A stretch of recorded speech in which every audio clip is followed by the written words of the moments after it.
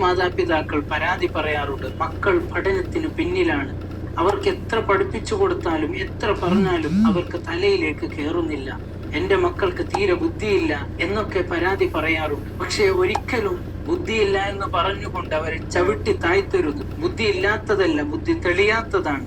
ആ ബുദ്ധി തെളിയാനുള്ള വഴിയാണ് ഞാൻ പറയാൻ പോകുന്നത്. നല്ല ശുദ്ധമായ തേൻ എടുത്തുകൊണ്ട് 786 പ്രാവശ്യം ബിസ്മില്ലാഹിർ റഹ്മാനിർ റഹീം എന്ന് മന്ത്രിച്ചൂതി ആ തേൻ കുട്ടികളുടെ വെറും വയറ്റിൽ കൊടുത്ത് അവർ കുടിച്ചാൽ തെളിയാത്ത ബുദ്ധി തെളിയുമെന്ന് മഹാന്മാർ പഠിപ്പിച്ചു തന്നിട്ടുണ്ട്.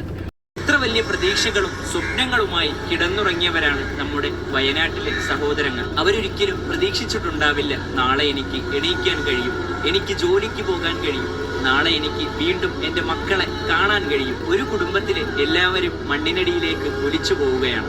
പ്രവാസികളായ ഭർത്താക്കന്മാർ ഒരിക്കലും പ്രതീക്ഷിച്ചു കാണില്ല നാളെ എനിക്ക് അവരെ വീഡിയോ കോളിൽ കൂടി സംസാരിക്കാൻ കഴിയുമെന്ന്. അള്ളാഹു നമ്മളെയൊക്കെ വലിയ വലിയ മഴക്കെടുതികളും മണ്ണിടിച്ചിൽ നിന്നൊക്കെ കാത്തുരക്ഷിക്കുമാറാകട്ടെ. ഭയാനകരമായ മഴയും പ്രശ്നങ്ങളും വരുമ്പോൾ മുത്തുനബി തങ്ങൾ ചെല്ലാൻ കൽപ്പിച്ച ഒരു ദുആ ഉണ്ട്. ഇത് എല്ലാവരും പതിവാക്കുക, മറ്റുള്ളവരിലേക്കും എത്തിക്കൂ, അവരും ചെല്ലട്ടെ.